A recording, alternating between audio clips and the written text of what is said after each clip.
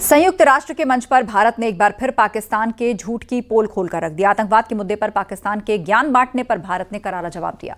UNSC में भारत ने पाकिस्तान के आतंकवाद पर दोहरी नीति उजागर करते हुए कहा कि एक ऐसा राष्ट्र जो आतंकवादियों के आम नागरिकों में फर्क नहीं करता, उसे नागरिक सुरक्षा पर बोलने का कोई हक नहीं।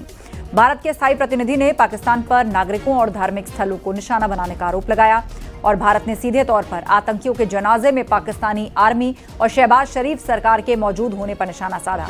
भारत के स्थायी प्रतिनिधि ने कहा कि पाकिस्तान ने जानबूझकर भारतीय सीमावर्ती गांवों को निशाना बनाया, जिसमें 20 से ज्यादा नागरिक मारे गए और 80 घायल हुए।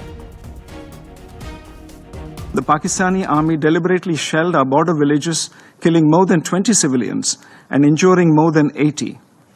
There was intentional targeting of places of worship, including gurudwaras, temples and convents, as well as medical facilities.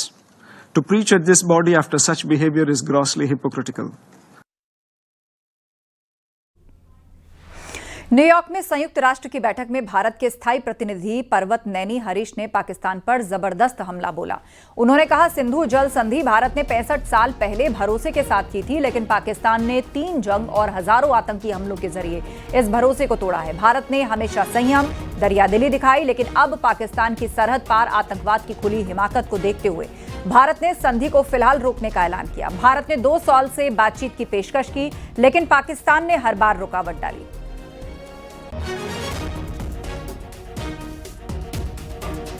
India entered into the Indus Water Treaty 65 years ago in good faith. Pakistan has violated the spirit of the treaty by inflicting 3 wars and thousands of terror attacks on India. Technology for dam infrastructure has transformed to ensure safety and efficiency of operations and water use. Some of the old dams are facing serious safety concerns. However, Pakistan has continued to block consistently any changes to this infrastructure and any modifications to the provisions which is permissible. New York में आयोजित UNSC की Arya formula बैठक में सिंधु जल संधि को लेकर भारत ने पाकिस्तान पर कड़ा हमला बोला और उसकी पोल खोल दी। The preamble of the treaty describes that the treaty was concluded in a spirit of goodwill and friendship.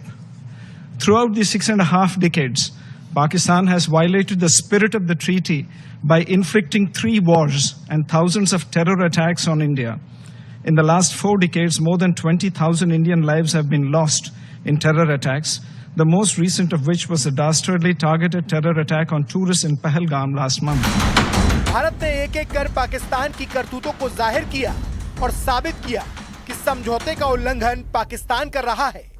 It is against this backdrop that India has finally announced that the treaty will be in abeyance until Pakistan, which is a global epicenter of terror, credibly and irrevocably ends its support for cross-border terrorism. It is clear that it is Pakistan which remains in violation of the Indus Water Treaty.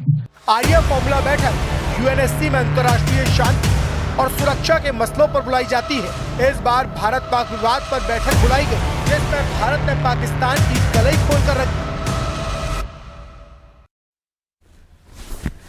वहीं Germany में विदेश मंत्री S Jaishankar ने साफ कर दिया है कि भारत आतंकवाद को बिल्कुल बर्दाश्त नहीं करेगा और न ही परमाणु ब्लैकमेल के आगे झुकेगा। भारत पाकिस्तान के साथ सिर्फ द्विपक्षीय बातचीत करेगा और दोनों के बीच मध्यस्थता के लिए किसी तीसरे पक्ष की मध्यस्थता या दबाव को स्वीकार नहीं करेगा। जयशंकर ने साफ किया कि इस मसले पर कोई कंफ्यूजन नहीं होना चाहिए। India has zero tolerance for terrorism. India will never give in to nuclear blackmail. And India will deal with Pakistan purely bilaterally. There should be no confusion in any quarter in that regard. Japan दौरे पर आए सांसदों के सर्वदलीय प्रतिनिधिमंडल ने आतंकवाद पर भारत की जीरो टॉलरेंस नीति का सख्त संदेश दिया। संजय कुमार झा की अगुवाई में यह डेलीगेशन जापानी राजनीतिक, सरकारी और शिक्षाविद प्रतिनिधियों से मिला। भारत ने अंतर्राष्ट्रीय मंच पर साफ कहा कि पाकिस्तान भारत के खिलाफ 40 सालों से आतंकवाद का इस्तेमाल कर रहा है। इन लोग को ये समझ में जो यहाँ का जो गवर्नमेंट में लोग हैं कि आ रहा है कि कहीं न कहीं पाकिस्तान की सरकार का और खास करके उसके आर्मी का इन्वॉल्वमेंट है इस सारे टेररिस्ट और जो सीरीज ऑफ जो रहा है पास्ट का ट्रैक रिकॉर्ड जो इंडिया में हुआ है, तो उसमें बिल्कुल उनको ये लगता है कि मुझे तो जरूर लगता है कि उन लोगों को ये लगा कि नहीं, उसमें इन्वॉल्वमेंट है और इंडिया अपना सेल्फ डिफेंस के लिए जो एक्शन भी ले रहा है वो करेक्ट है। भारतीय सांसदों के एक और डेलीगेशन को विदेश पहुंचाया गया है। वैजयंत पांडा का ग्रुप बहरीन पहुंचा है। भारतीय डेलीगेशन का ये ग्रुप ऑपरेशन सिंदूर और आतंक के खिलाफ भारत की नीति को बहरीन के नेताओं के सामने रखेगा। ये ग्रुप सऊदी अरब, कुवैत, अल्जीरिया भी जाएगा। AIMIM अध्यक्ष असदुद्दीन ओवैसी बीजेपी सांसद वैजयंत पांडा के डेलीगेशन का हिस्सा है। तो पाकिस्तान को एक्सपोज करने के लिए अलग अलग देशों तक जाने वाला डेलीगेशन पहुंचना शुरू हो गया है।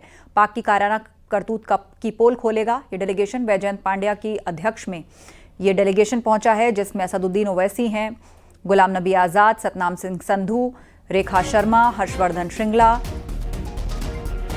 ऑल पार्टी डेलीगेशन दुनिया भर में पाकिस्तान को बेनकाब करने के लिए पहुंचने लगा है।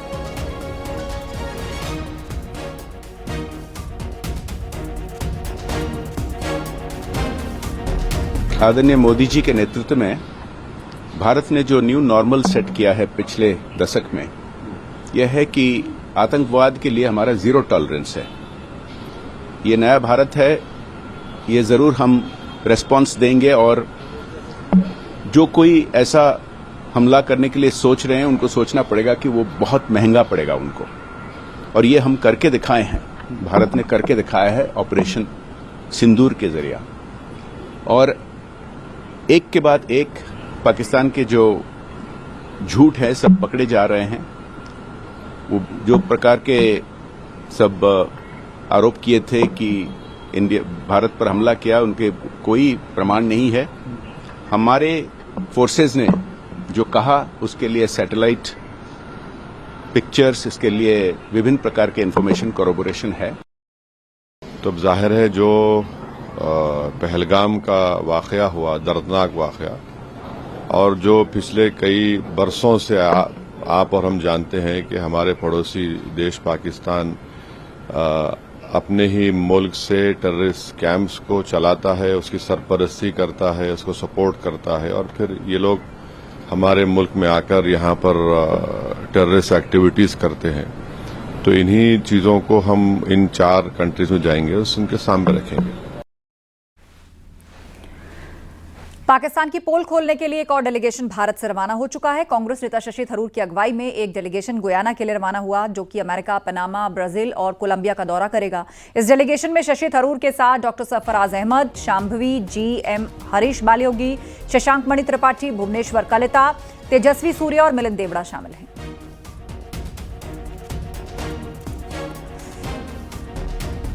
कैसे पहुंचेंगे हम बात करेंगे उन लोगों से। देखिए, ऐसे मामलों में आपको मालूम है कि सरकार ने तो उनकी पोजीशन काफी स्पष्ट किए हैं। हमारे स्पोक्समैन मिनिस्ट्री के और हमारे फॉरेन सेक्रेटरी साहब भी सीधे लोगों को बताएं कैसे हुआ और क्या हुआ। तो मेरे ख्याल में यही खबर है, हमारे तरफ से यही संदेश होगा।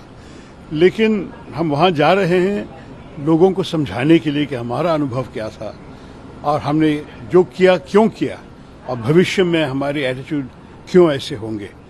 तो ये मेरे ख्याल में अलग बात है।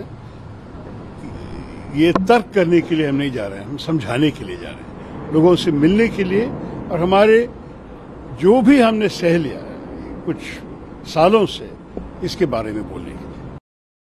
सऊदी अरब के साथ साथ ही फॉरेन पॉलिसी बहरीन की भी उसी तरह से डिसाइडेड है, और एक दूसरे के प्रति जो है उन दोनों का कोऑपरेशन है।